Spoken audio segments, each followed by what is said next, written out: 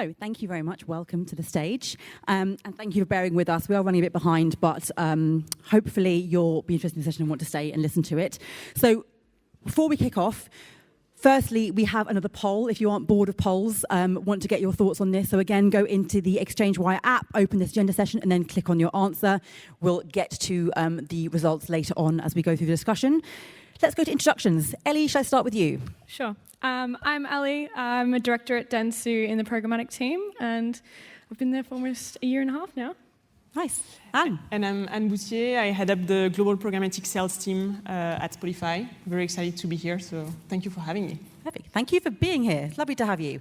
So I want to kick off talking about, what things like enhanced addressability are doing to enable you to run better campaigns, basically, do your jobs better. And obviously we have a media perspective and we have an agency perspective. I want to understand kind of what that looks like. So, and from your side to start with, kind of what to you is enhanced addressability and the like doing and innovations in programmatic doing to make your job on the media owner side better? Sure. So I think the big shift that we're seeing is that we now have kind of channels and formats such as like CTV, out-of-home, audio, that with programmatic live into the same pipes, namely the DSP pipes, and the same kind of addressability frameworks as the kind of more traditional performance formats such as like online video or display, for instance. And so I think that kind of centralization of access through DSPs is allowing for kind of two things. One is obviously omni-channel planning and buying, which is huge in itself, but a full other topic. And then also for kind of full funnel activation and really like ranging from branding execution all the way to performance and kind of tying the two. So I've seen like a lot of media in the space like Disney, Netflix, and Spotify, of course, have made that move to essentially allow for our inventory to be made available within the key DSPs out there. We've done that earlier this year when we've launched the Spotify Ad Exchange. And the goal for us was really, one, to enhance access to all of our core formats. So that's audio, video, display, and podcast, of course. Two, to also open biddable access, which kind of ties quite nicely with performance, of course. We know that the most advanced buyer wants real-time reporting, want to be able to optimize for outcomes in their DSP, and coming from historically a pretty heavy reserve background, that was a big move for us. And then the third goal for us as well was to, one, enhance measurability on the buy side, again, through the DSPs. And then two, enhance addressability, to your question, by onboarding identifiers such as rump ID, UID as well, and also allow for buyers to make the most of Spotify first-party data via PMPs. So it's been really a complete shift, I would say, bringing all of the channels together within the DSPs for buyers, allowing them to find their audience, find their inventory, and optimize for outcomes within the DSP using their own signal and their own attribution model. That's kind of the main change I would call out. And so, Ellie, obviously, Anne mentioned a few things there, including what her advanced buyers are looking for. Obviously, you'll work with a mixture of advanced buyers and kind of buyers that are put a bit behind the curve, maybe, to put it, nicely. What do you relate to everything that Anne is seeing and is looking for? And are you finding that you're working in a similar way to kind of how she's seeing things on Spotify's side of things? Yeah, definitely. I think we've faced the challenge historically of why should we buy things like CTV and audio programmatically, because we haven't had those signals to kind of power what we're doing. We haven't had the measurement solutions to kind of give that insight. So we've been able to kind of evolve and kind of actually have a proof point of why we should run this and why it should be through the programmatic team, especially across, when it comes to platforms and kind of the DSPs that we now have access to. Obviously, the way that we're taking clients on that journey is very kind of supported and heavily led as well by the partners like Spotify that we work with. So it's definitely something that now that we can access these other kind of ways of kind of proving why we're doing it programmatically rather than just doing the exact same campaign that can be done on a managed service, direct IO. We're not adding the fees for no reason. We actually have some proof points to kind of validate why we're doing it. And is there a measurement framework? Like what signals, identifiers are you looking for that you maybe don't have access to yet? So everything has to have a measurement framework. I don't think we have kind of been, in the last couple of years anyway, putting forward a brief response that doesn't have some type of measurement framework in place. Obviously, some campaigns we're not testing just for the sake of it, but we have a lot in place to kind of interpret how things like audio are proving the value on the campaign. So whether that be with different brand lift study providers, finding the different kind of ways to embed and bring in our first party data.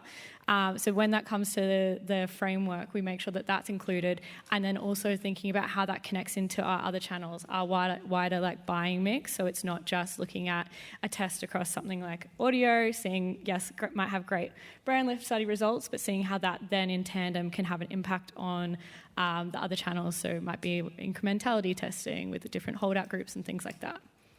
And to both of you, so Anne, you mentioned the funnel, and obviously kind of funnel or journey, whatever people want to look at it. Everyone I speak to seems to have a different way of describing this. Yeah, exactly.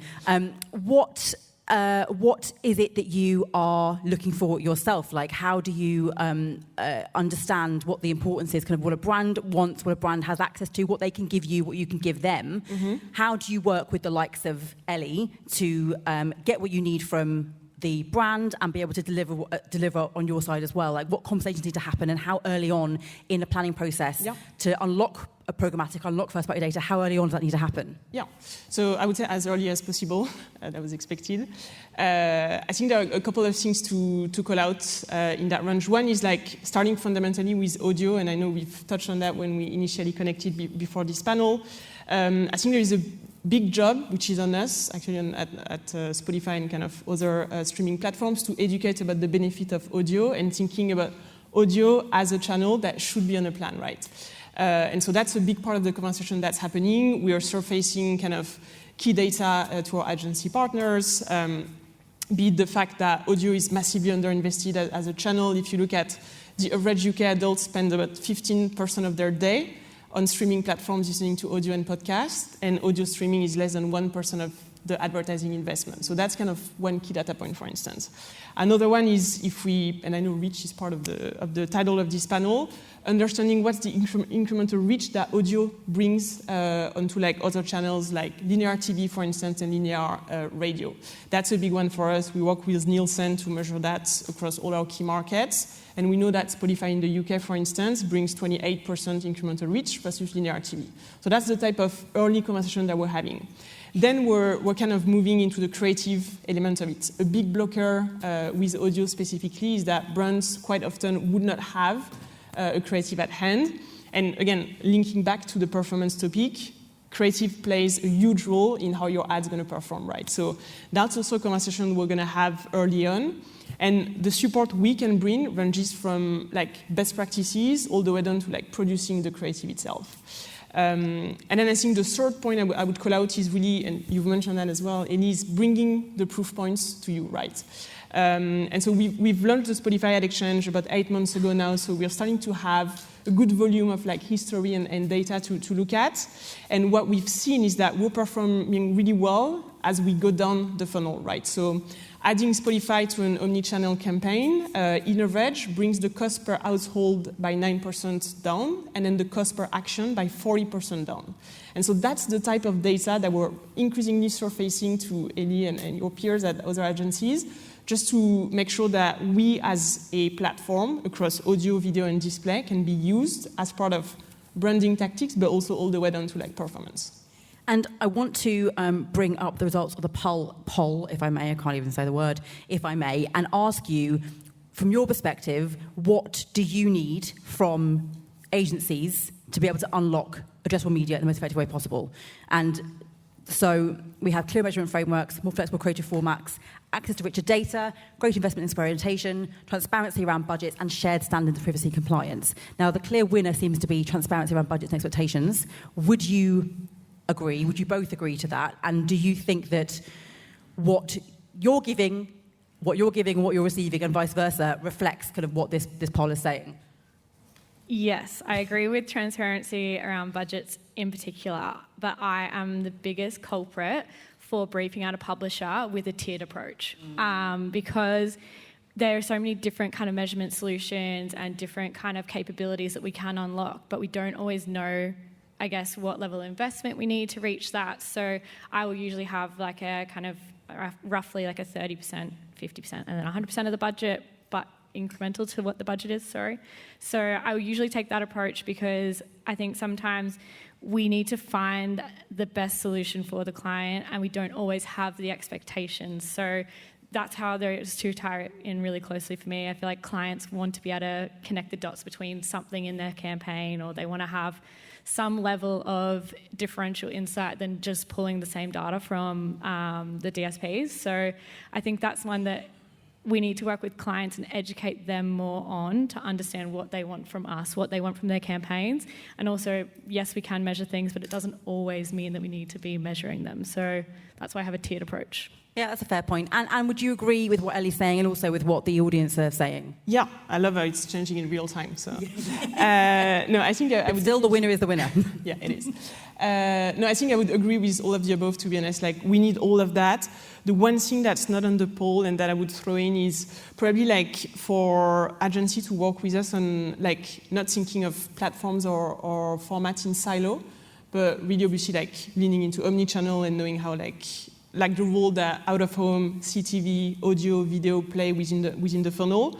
And also like specifically just on Spotify, thinking about like how audio and video activated together can actually drive better performance metric, and we have data to support that, than just one format alone. So I think that's the one addition I would make to that poll. Because it is easier on both your sides if audio is activated alongside other channels, isn't it? Because measurement is a bit iffy and not particularly robust, as in not particularly rich. So if you're able to use it alongside other channels and actually see the uplift, it helps you be able to justify audio better. In terms of incremental sales, in terms of like intent lift as well, there's definitely an impact of audio plus video together. And measurement studies can be quite expensive a lot of the time. So when we can bring audio into that, it helps to kind of bring that cost up to kind of validate while we're doing it.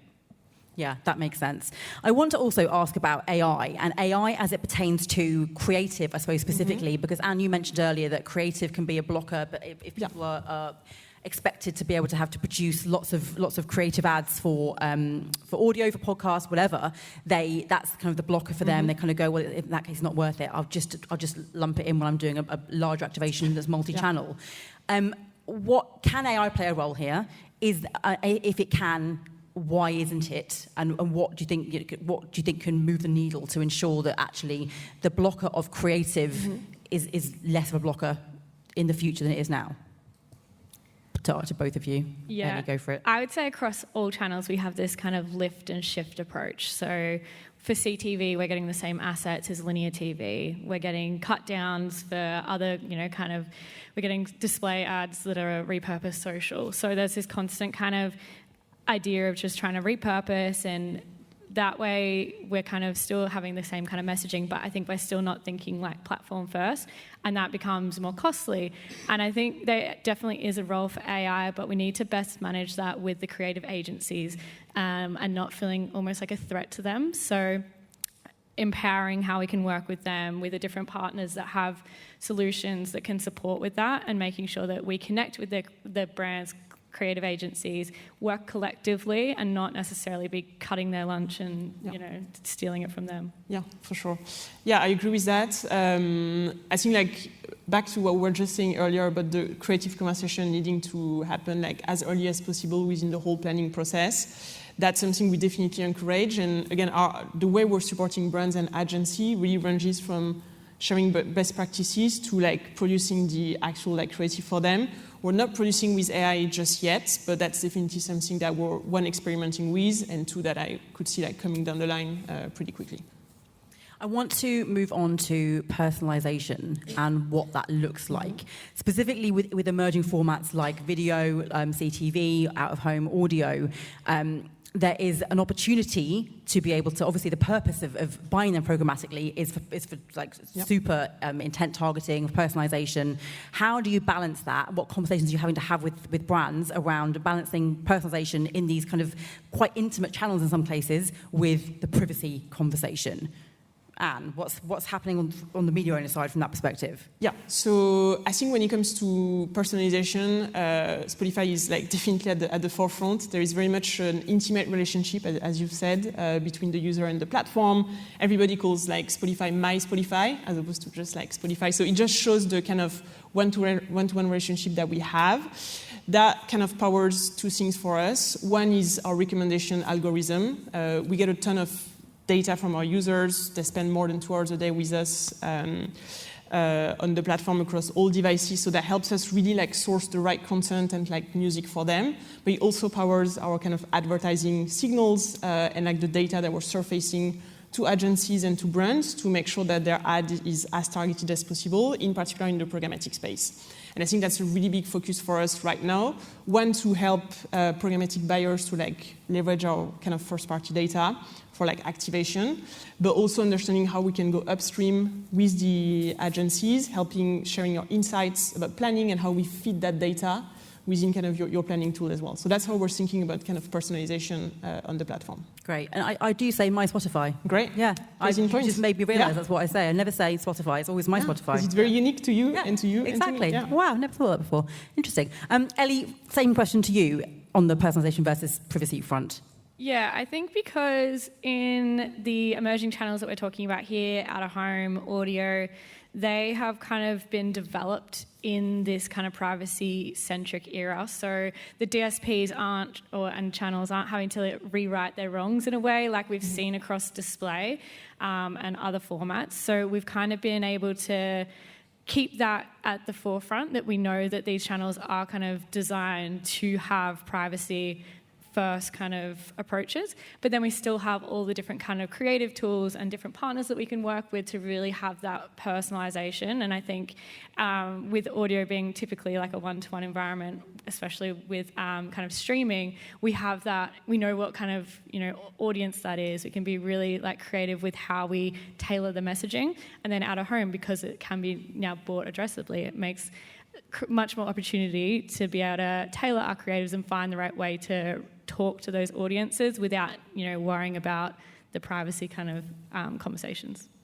And ultimately, what do brands want?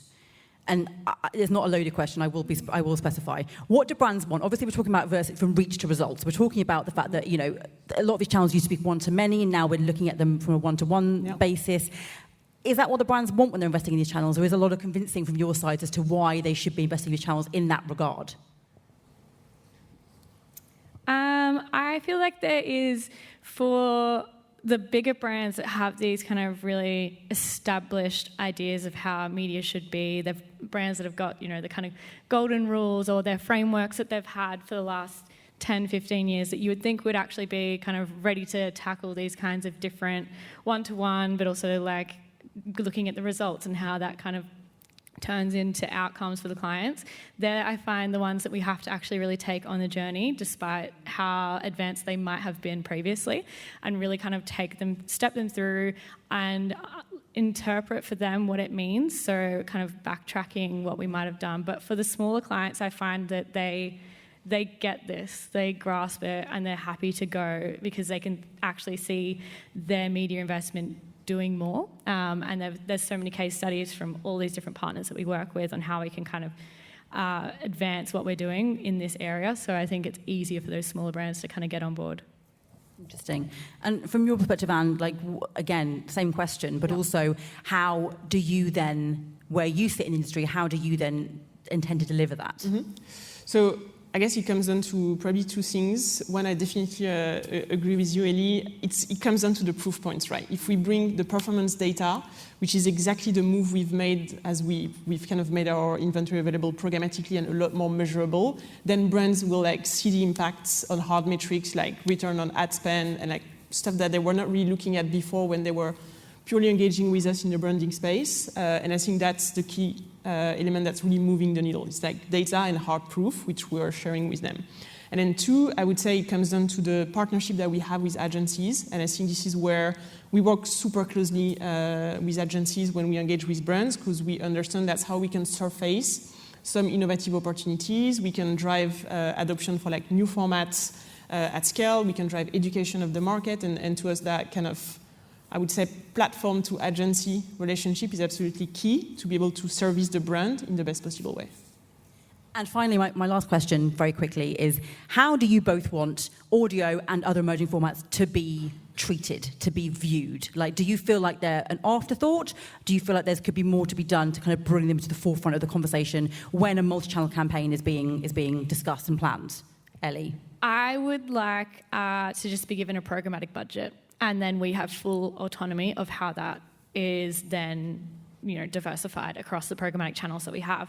Obviously, within different agency structures, it is a bit hard sometimes because there's, different tools that kind of suggest these amounts of investment, and not that they're necessarily what we want to go against, but I think it would be better if we had a way of being able to identify within our kind of programmatic specialism, this is how we can best leverage and build an omni-channel approach, rather than having set budgets from the client or from different teams to then have to kind of work around. Great. And yeah, I would say maybe a couple of things. One is that audio is definitely coming out of kind of the emerging buckets, I would say, and is becoming a lot more of a standard format, as it should. And so I think having it available through programmatic pipes is definitely helping with that. And I think the second point in terms of how I'd love audio to be bought is paired with video in particular and with other formats, right? And I think that aligns nicely with some of the behavior we're seeing on the platform in terms of usage, where we see Spotify users spending a lot more time on screen than last year. It's up 40% in the UK, for instance. And so that gives a lot of opportunities for brands to play with audio during kind of off-screen moments and then video during like on-screen moments. And I think having audio but as part of like a multi-format and omni-channel strategy is how I would like it to happen. Fantastic.